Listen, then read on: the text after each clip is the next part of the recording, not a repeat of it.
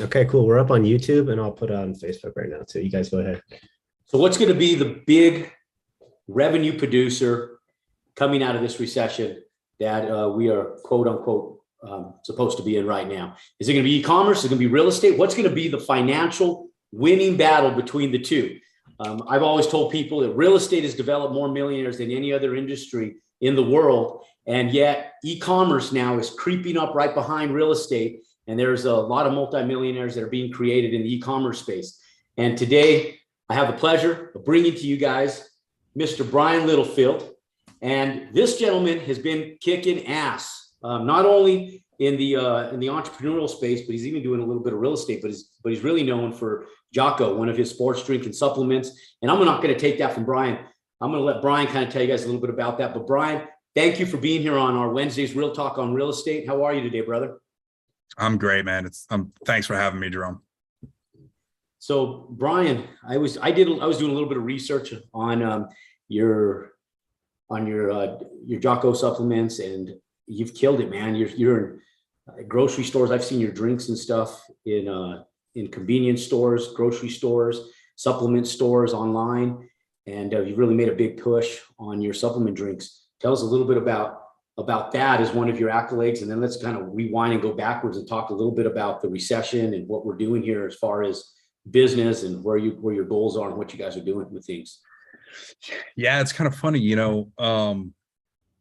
my business partner, Pete Roberts, and I founded this thing in 2016 before we got involved with Jocko. And one of the things we wanted to do was build something that was recession-proof. So it's very relevant to the times right now. And, we started off in supplements and, we had some success, but when we partnered with Jocko a year later, that's when things got crazy. And it went and it grew. You're absolutely correct. It grew from being ecom only, website first, then website and Amazon, and then website. And we tested the waters with specialty being Vitamin Shop. And we went and launched Vitamin Shop nationwide. And then from there, we took our energy drink, which at that time was only in those channels, and we started injecting it into convenience and food and drug and mass and stuff like that. Really cool. So as far as your take on e-commerce versus brick and mortar, what's your more profitable and desired means, and which is more profitable for you guys? I'm kind of curious. I know that I don't know if you know this. I'm partnered with Lopez and Dr. Alex Mehr. I own part of Pier 1 Imports, part of Model Sporting Goods. Just bought Bodybuilding Inc. And bodybuilding.com, and I'm a very small owner of that one. But so similar to what you're doing. And we're talking about going brick and mortar. So I'm curious on your take on what you think as far as e-commerce versus brick and mortar. Man, that's interesting. And it's funny you say that because I knew you were partners with them on that stuff, but I had forgotten. I just heard about the bodybuilding thing. So that's pretty interesting. The brick and mortar thing was definitely a strategic play for us. But if we had to choose where we want to bring our customers, it's direct to consumer all day long. Yeah. It's not just the profit margin. It's, of course it's that, but what's more important is the ability to have that connective relationship with the consumer and that one-on-one personal relationship where you can talk to them. If they have a disgruntled experience with your product, when they just go into a brick and mortar store, you really don't get to reconcile that. So when you have that face-to-face through direct to consumer, where you're at email, you're at text, you're SMS, these things where they're really right there to be able to connect with, it's so much easier to build the relationship with them. And that's like all of our people that we have, I feel like we have a relationship with. So all day long, I'd rather have direct to consumer for that reason. Do you think it's beneficial to your direct to consumers from your e-commerce platform to have the brick and mortar? Does it benefit your online platform at all, or does it not really benefit your online platform by having brick and mortar? It's kind of like, I don't want to say it's too soon to tell.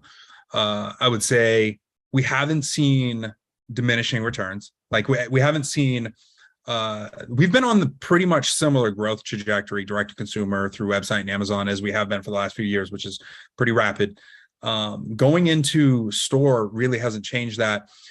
The other reason is we focus, our more ecom related products, ecom, and we focus, of course, the energy drink in store. It's not very profitable to be shipping energy drinks in cases. They're heavy, they're bulky. The price per pound is very skewed. So it doesn't really make a lot of sense to do it on that front. But you know, when you decide where your products are going to be best placed for your consumer and for your business, that's when it starts to make sense. So we just shipped 2 semi trucks of filet mignon steaks, all grass-fed, real Amish grown grass-fed steaks, and donated 100% of them. And the reason why is it was 50, something like 52 pallets of filet mignon steaks. So I'm talking, you know, best quality meat that you can get anywhere in the world, right? Outside of a Wagyu. But we gave them away, and we donated 100% of them because of that reason right there. We tried regional distribution. The pack, dry ice, ship and distribution model was, we were losing money. Even stuff that was being shipped not real close, we were losing on every pound that we shipped because of the quantity of dry ice that had to go in it. So with Farmer's Cart, we actually went to all dry goods. So we're doing a little bit of Farmer's Cart. We'll actually be complementing bodybuilding.com, probably because of similarities to what you're talking about, because of the liquid, how heavy the liquid is to ship and the cost for shipping right now with freight expenses and stuff. So I'm assuming that's kind of what you're talking about, is what areas regionally make the best sense to continue growth and distributing out into brick and mortar stores. That's exactly what I'm talking about. And, you know, you get to a point where, you know, you have to sacrifice margin in the beginning when you're not big enough to have like regional distribution centers, or even, you know, let's say starting off with, you know, East Coast and West Coast, let's say canning manufacturers for the energy drink. When you can only start with one manufacturer, because let's say your minimums, you know, in our early days, let's say our minimums barely meted their requirement. You know, it's hard to get those drinks made, let's say on the East Coast, bring them up to our warehouse in Maine, you know, which is way out of the way. Obviously, it's one of the most geographically inconvenient places to build a distribution type business. Ecom's not bad, but and then take those drinks, store them and warehouse them in Maine, and then ship them to California. Like at that point, you're like, okay, this doesn't make sense. But you have to, you know, if you believe in what you're doing, you just have to sacrifice that in the meantime to grow it to a point where it then makes sense. Now I can bring on like a West Coast manufacturer. I can warehouse on the West Coast and set up distribution out there. So it's about timing, and you just got to play your cards right. Yeah, and that's exactly what it is. So our focus was making our the companies EBITDA positive, just making sure that the growth was a priority. That's, you know, Yep. making EBITDA positive. For listeners that are out here don't know what EBITDA positive means. It's as you're getting positive growth in your business, and your business is scaling its growth, not necessarily its profits, but its growth. And so we're so that's been our focus in those ones. Now, a little twist here, because I came into this not because I knew I was an e-commerce guy. You know, in fact, I've learned more of the e-commerce business through our online presence than I have through any of the brands. So I'm going to give that award over to you as far as having the e-commerce status. I'm more of a construction real estate guy, and that's why how I came into the partnership is because of the distribution. That's why my questions hence focus on distribution, because I'm more hyper focused on that because of the warehouse, the fulfillment centers, distribution, the logistics behind it, and how it makes like the real estate side of things actually work. What's your take on and desires as far as like getting more distribution centers? Like, do you guys have a goal in mind? Like, you have to see so much profitability on the e-commerce side to be able to afford the distribution centers? Are you guys going to buy? Are you guys going to lease? Have you guys looked into the logistical stuff in that regards? Or where are you guys at in that right now? Yeah, I mean, Jocko has a phrase that we talk about a lot, and it's like top of mind right now because it's something we're going through, and that's logistics wins wars. You know, that's the key, is logistics wins wars. And we're at a point right now where we're at a bit of an inflection point where we have to say, okay, like, we're outgrowing our current distribution model. Do we go with, you know, a 3PL model? Do we stand up our own warehouses throughout the country to warehouse the product and staff them ourselves? Do we partner with There's other agencies out there that are more like warehousing and broker relationships that can kind of, be a multi-functioning asset for us. And where do we go with that? And we're literally building the spaghetti diagrams right now and running these profitability models as we speak. Where it will likely stand is partnering, as I'm sure like, do what you're good at, and you only know what you know. So do we feel confident to stand up these distribution facilities? Yeah, I mean, we've done it here and we've done it in another location, but do we want to do it throughout the country? And is that our core competency? I would say no. I would say that's probably not what we want to spend our time focusing on, flying around the country and building teams and warehouses. So let's probably outsource that. So that's kind of the route that we're likely going to take, but we're building that whole modeling out right now as we speak, actually, because we're getting more and more retail presence. Awesome. I'll tell you, we're all over the place. If you see my stuff on in the Caribbean, the East Coast, and San Francisco, we're all over the place all the time. Heading back to Virginia here this weekend to be on the farm with Ty and those guys. We have some investors coming out, but I'm going to give you some cool stuff right now. And for the listeners, listen up, because if you guys are interested in industrial warehouse space, or for those of you guys who own your own companies like Brian does and want to get into the real estate space, most of our followers, our audience on here, are real estate investors. And so hence, here's a little cool way to set up your structure. And I'm going to talk to even Brian about this, but I'm going to talk to the entire audience. And this is kind of why I came in and partnered with Ty and these guys.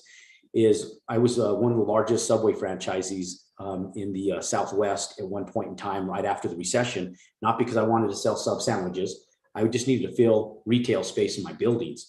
And so we were opening up beauty salons, Subway stores, and doing a bunch of this stuff. And just to fill retail space and give our buildings some life. And so I learned a lot about commercial leases, even in spite of me being in the commercial leasing space for almost 10 years prior to that. And Brian, when you guys do this logistically, one of the things that we're doing is I told them, separate the real estate 100% from your brand. That's what's taken under all the brick and mortar companies, all the companies that we're buying out of bankruptcy. It's the brick and mortar. It's taking them down. The companies are affluent. I think Pier 1 Imports did over $800 million in sales the year it went under, and that revenue is unheard of. And Radio Shack is still doing revenue, and it had been shut down for a few years. So with that being said, what we started doing is I told them, okay, let's separate it under a whole different entity. And when we take down distribution centers, we'll set up the leases where we can exercise what's called a limited liability. So if, for example, the brands are stressed because of the real estate, they can, and we sell the real estate portfolio off separately or independently of the brands, we can just cut a check for the limited liability. We do them within an arm's length transaction that's reasonable, so that anybody who buys the real estate doesn't come in and you don't get sued for doing something that's misleading. All the big companies like General Growth Properties, Simon's Properties, all these big guys, they put those limited liabilities in the lease clauses. So you write a check for $100,000, $80,000, whatever that limited liability is, and then you dust your hands off with it. And then that entity that owns that real estate has to deal with filling that space. And so just a way to keep the liability low and profitability higher and separate it so that way you don't ever compromise Jocko as a brand with the real estate and the brick and mortar. So that's a loaded deal right there. There's a lot to it, but if you ever need help with that, Brian, I'm happy to help you with it too. Well, I appreciate that. That's great insight for sure. Yeah. So Brian, what do you think, man? The recession is here. It's real. You said you're building Jocko as a recession-proof business. So how are you doing? So the beautiful thing about what we do is we can sleep at night. When my partner Pete and I partnered with Jocko, we had like the trifecta, and we were all very aligned. We were like, we're going to build products that can help people be a little bit better every day, but that we don't feel bad about giving them to consume. So it doesn't just, help them build muscle or give them energy. Like, it's something that's clean. And that's really, like, when you dive into our line, it's clean nutrition. Like, you can truly feel good about what you're consuming. So we were like talking one day and we were like, can you make a clean energy drink? And we were like, well, let's see. So we dove into it, and I'm the science guy. I do all the formulations, and I really brought back a formula to Jocko and Pete, and I was like, hey, like, what do you guys think about doing this? Let's dive into some like R&D. Let's see what it's like. And we positioned it in the way of, we are going to do two things for the business. One, we're going to expand into a fast moving consumer goods, which we hadn't been in before, and which have historically, for instance, energy drinks. You look at someone like Monster, top performing S&P 500 company over the last, 15 years, I think. So it's insane. Why is that? Because things like beer, cigarettes, alcohol, they thrive during a recession because what do people do? They pour into the convenience stores. They stop spending $500-600 a shopping trip at Costco and Walmart, and they start getting the things like, they start making the short trips to the convenience store. Whether it's a good financial decision or not is a totally different story, but that's the consumer behavior. That's what happens. So that said, well, let's build a clean energy drink that isn't the poison that's out there on the market, and let's build in some recession-proof barrier for us as we move into the next, downturn. And we're here, we're in it. So yeah, that's exciting. I heard that before. That's interesting, and I've heard that before. That when we're in a recessionary market, people indulge, and they indulge in stuff that's less than healthy for them. Other things that thrive. So alcohol sales go up, and I think a lot of it contributes to mental health issues, depression, stuff like that. So I think what you're doing is badass, because you're giving somebody something back that's healthy, and they can indulge with it, still give them the same effects in essence, and give them something that's not going to kill them. Because I mean, bro, you ever drank I've never drank a 6-pack of Red Bull. And not to hash at Red Bull and Monster, because I think they've done incredible. They're incredible companies that market themselves. yeah. But bro, have you ever? Take Coca-Cola for example. Same thing. You ever drank like 2 or 3 Red Bulls or Coca-Colas before, like simultaneously? Yeah, man. When I was in college, I lived on, Monsters and Rock Stars and things like that. And you always like, it's one of those things where I've talked about this a lot. I'm like, when you're it's really what you're trying to do. Usually some people drink them because they like the taste. Okay, cool. But usually they're trying to solve a problem and they're fulfilling that need state. So what's that need state? The need state is they need a kick in the ass. They need some energy. They need some focus, whether they're studying or they're out, they're out late. So now they need energy the next day, or they're an entrepreneur, or they're up grinding, or they're in sales and they need to go into a meeting and be focused. Like, they need something to help with that performance. And when all there ever was like these toxic drinks, like you talk about, like they just leave you feeling like shit. Yeah, they do. That you don't end up feeling good, whether it's because you crashed from 300 or 400 milligrams of caffeine or more, or 50 to 100 grams of sugar, whatever you just consumed, because both of them are going to leave you with a crash. Like that's not what you want. So yeah, we only have 95 milligrams of caffeine in our drink. Man, that's awesome. Like a cup of coffee. So I'm not a coffee drinker. I'm not a caffeine drinker. I'm kind of boring when it comes to that stuff. But I'll tell you, I've had my days in high school and college, right? I'm not a big drinker anymore, but I know that I went to a bachelor party up in Vegas, and these guys were making these drinks with Red Bulls. And I think the Red Bulls jacked me up more than the alcohol. I couldn't sleep that night. I was totally dysfunctional the next day from like shaky. Almost I was gonna have a heart attack just from shakes and jitters from having all of that caffeine, sugar, whatever the hell it was in my body. And since then I've never drank Red Bull ever again. Never touched the stuff after that. That was probably a good choice. Yeah. Yeah. So pretty cool. So real, who's the winner, man? If you have a choice to invest in real estate or e-commerce long term, before I do that long term, let's do short term.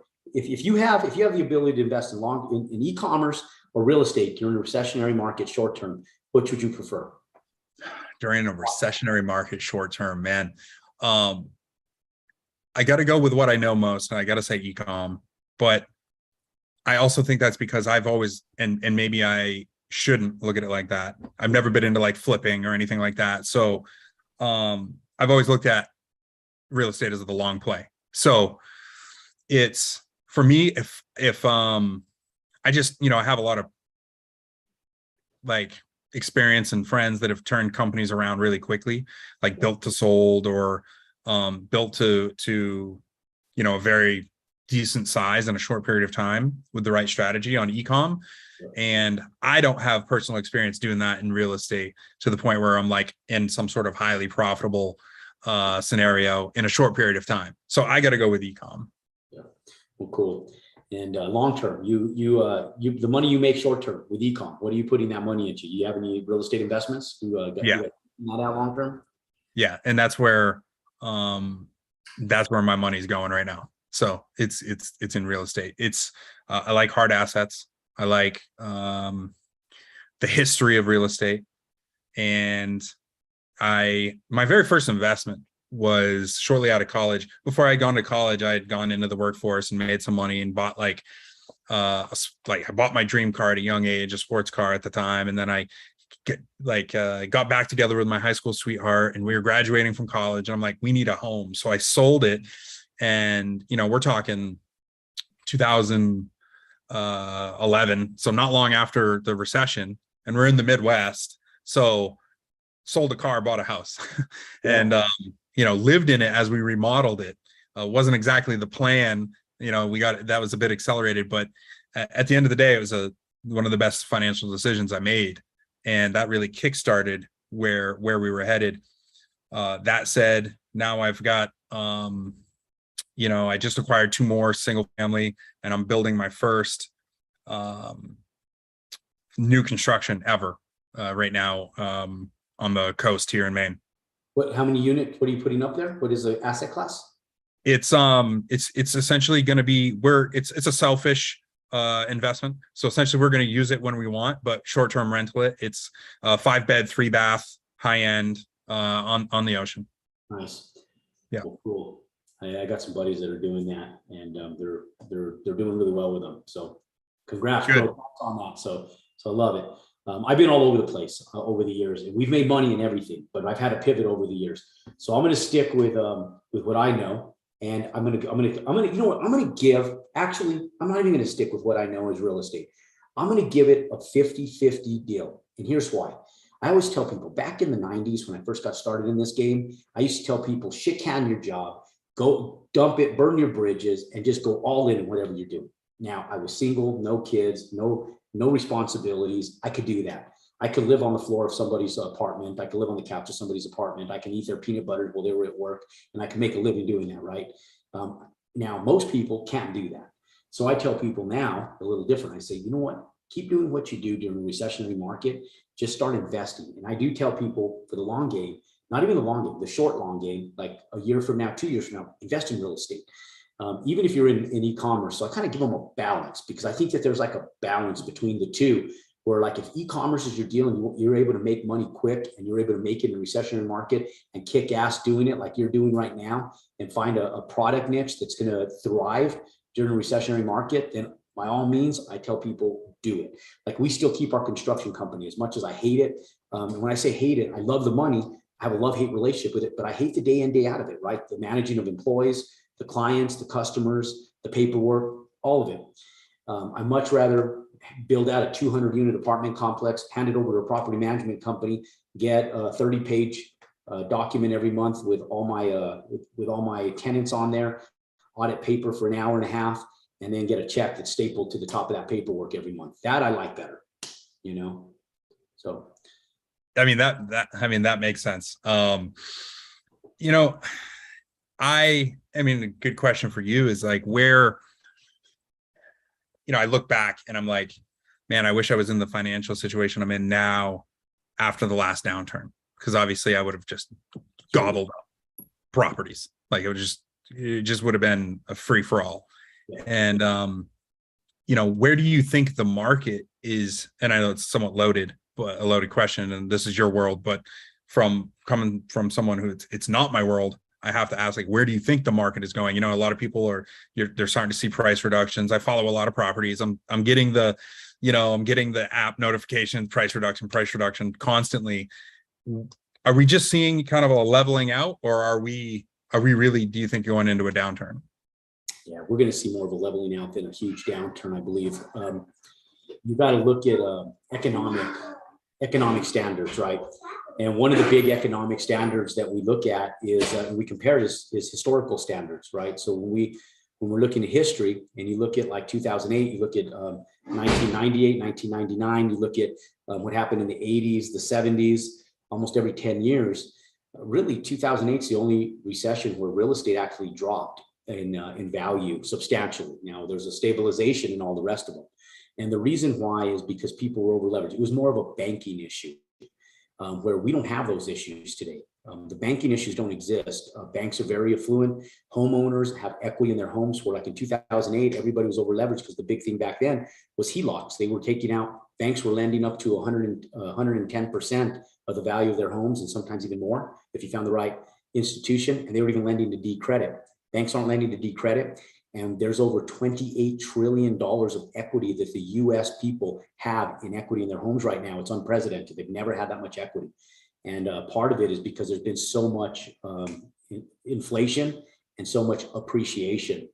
And so we're going to see some leveling. We need it. So I tell people increased interest rates are a good thing. We need it to, because we need to stabilize this craziness, even for you with food costs. Like I know when I was in the restaurant business, and we owned sit down restaurants and we owned fast food. But when food costs went up, man, we got killed. When food costs went up, and distribution, fuel prices, all that plays a huge factor on your business.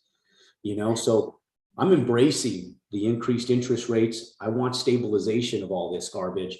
And that way we can get back to what we do best and then really just push forward. There's going to be some opportunity. There'll still be a little blood in the water. There'll be some opportunity for people to invest for sure.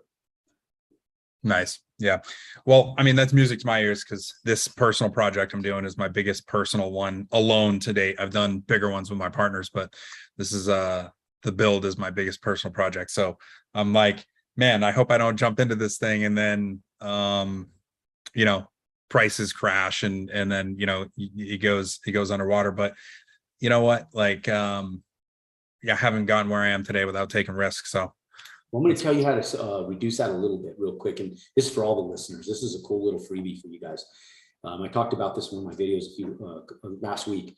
So have you stabilized that asset yet? Have you got a long-term mortgage on it as of yet or not yet? Do I have a long-term mortgage on the property? Yeah, is it done being built? Have you stabilized? No, it's the construction literally starts in a couple of weeks. Okay. So when you're done with your construction loan, look at interest rates and where they are. If they're still high at that time, do an interest rate buy down.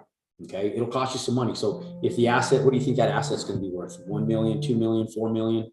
What do you think it's going to be worth? Probably in the range of 2 million. Yeah. Okay. So it's going to cost you 20 grand per percentage that you go down. But as an investor, if you're going to plan on holding it and do short-term rentals, depending on what money's trading for the day that you buy it, just wait for a good day where money's trading at a good rate. Because your percentage buy down will either be 0.75% or 1% or someplace thereabouts. It'll fluctuate day to day depending on what money's trading for.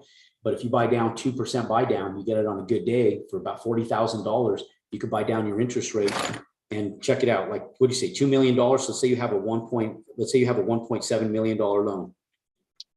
Okay, so let's say that you have a $1.7 million loan, and you multiply that out by, it's 5.8% today. So let's is call it 6%. So times 0.06.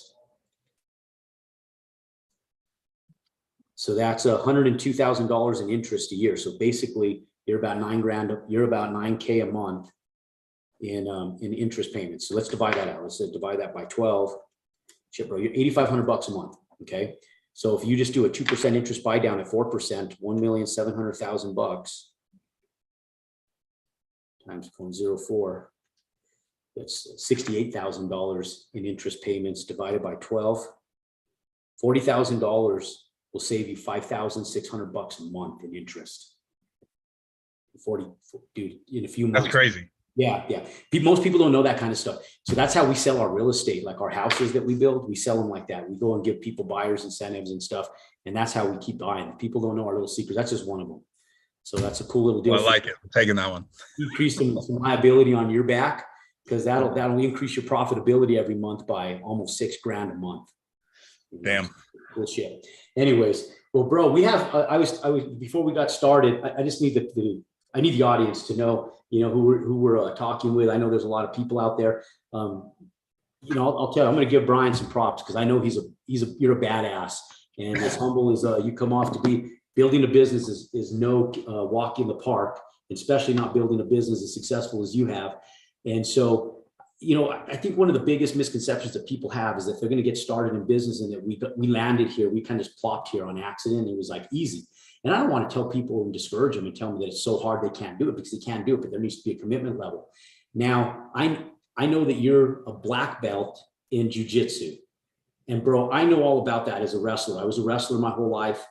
And there's only one, I respect all professional athletes, but there's one sport that I have to give 100% credit where credit is due. And anybody that can live up to a black belt in jiu-jitsu is a bad motherfucker, because dude, they don't hand out those black belts like they do in Taekwondo. So if you have a black belt in Taekwondo, sorry folks, but it's not like going and getting a black belt in Taekwondo. It's like that on steroids.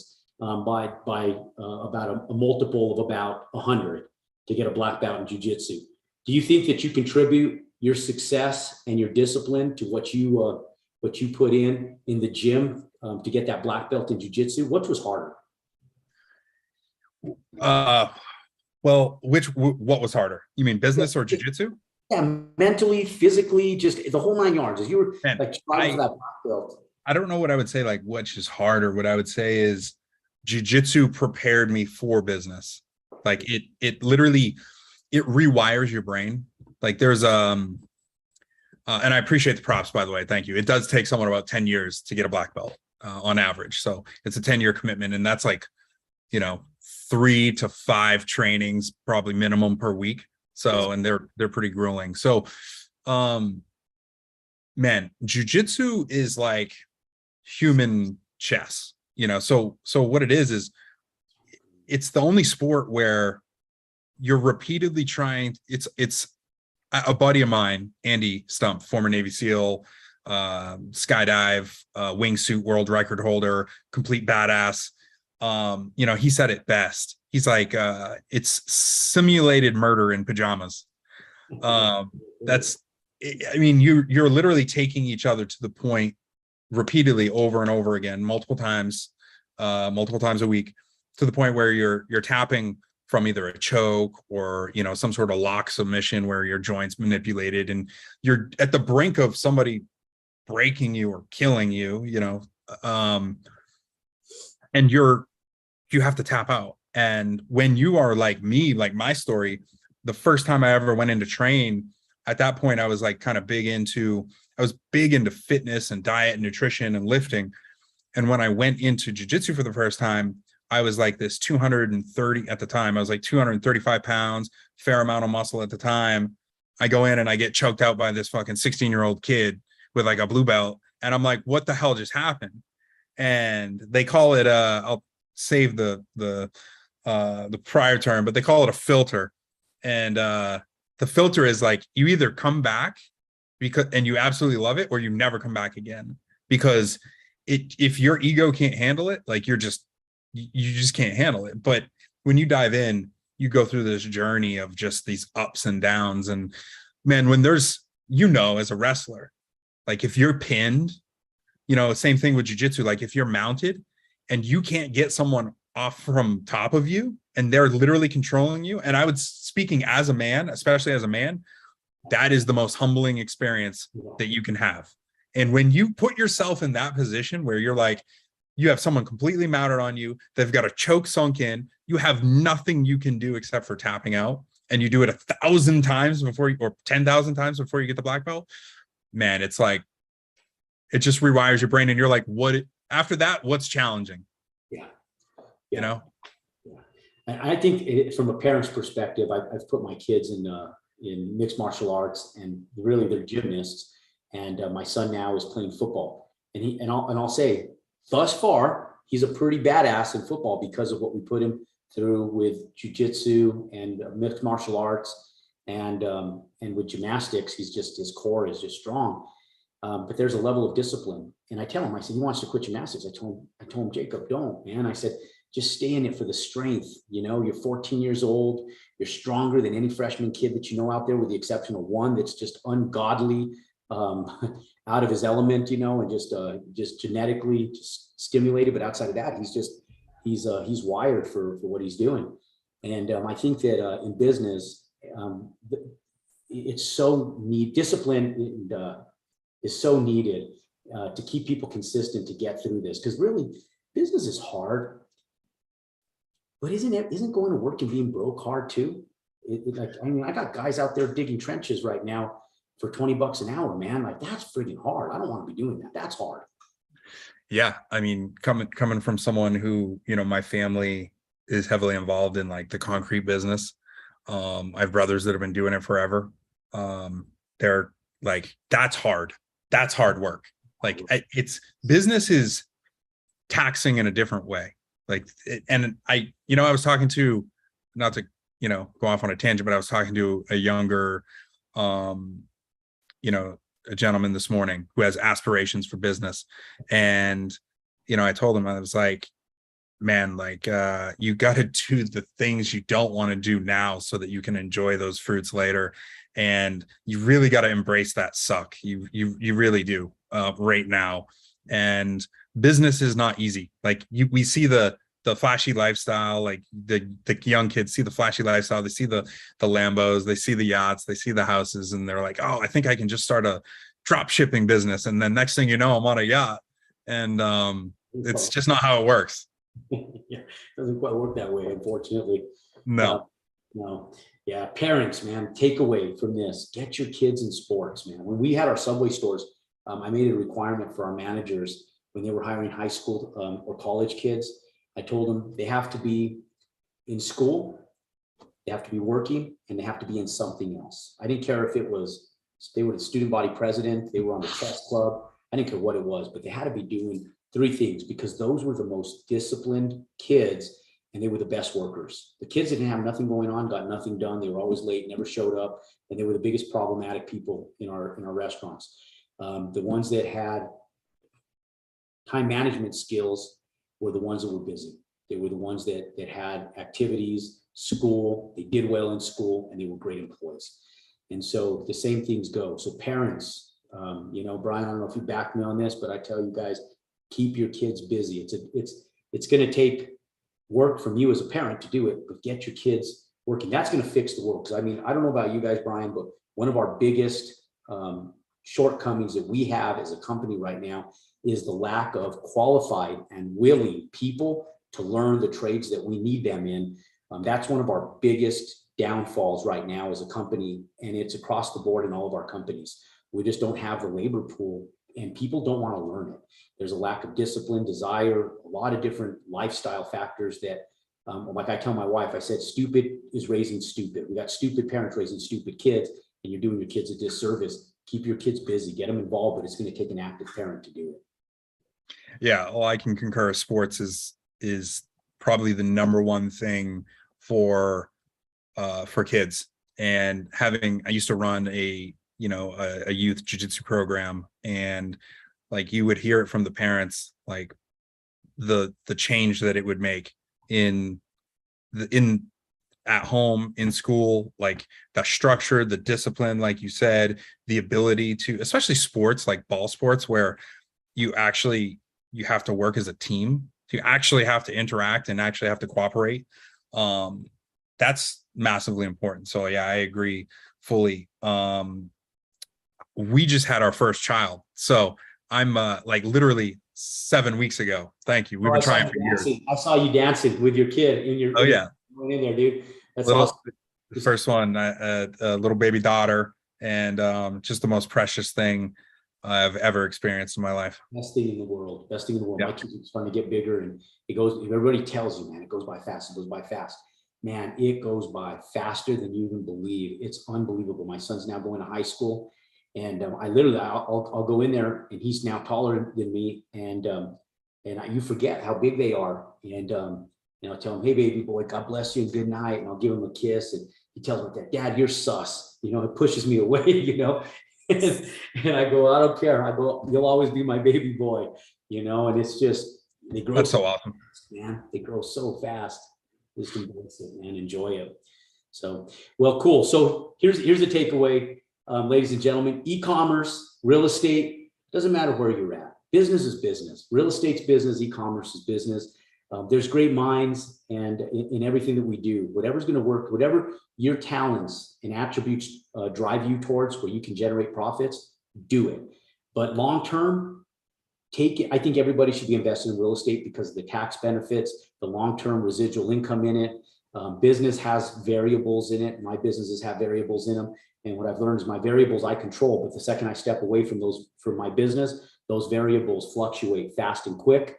And that's one thing I like about real estate, is that I can step away from it and I still get a check the next month. So that's my take. What's your take, Brian? man. I agree with all that, everything you said. I really do. Yeah, we operate with decentralized command, but at the end of the day, like when you can't completely remove yourself from any business. I don't care what it is. Whereas real estate, you're absolutely right. Like it's there. And, it takes less of a team, I would say, depending on the type of real estate. Obviously, I have no experience with like 100-unit, multi-100-unit buildings or anything, but it's, to me, it's more streamlined.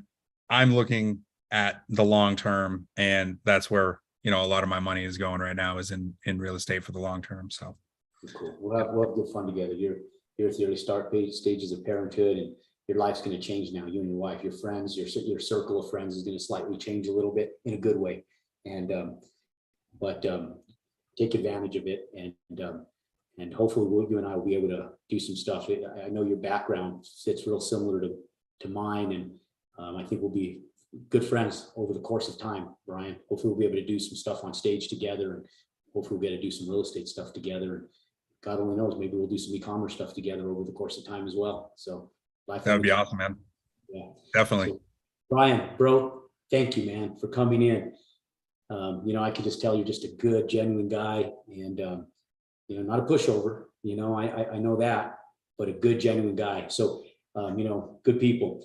Anyways, Brian, thank you for being here. Thank you for joining me on my Wednesday's Real Talk on Real Estate. And thank you for bringing some real life to e-commerce and what you're doing with Jocko, your companies. Bro, the best of luck, because there is a little bit of luck involved in business. And the best of blessings to you, your family, and your business partner, and your company, and everything that you're doing, bro. I just give you all the best wishes to everything that you're doing right now, because I know what it takes to get to where you're at, man. It's a lot of freaking work, and I'm excited for you, bro. Thanks, Jerome. Appreciate it. And, back at you, full support, and look forward to staying connected. Cool. Well, you have yourself a good one. And until next time, man, hopefully we'll get to recollaborate here sooner than later, brother. Awesome. Thanks. You have a good one.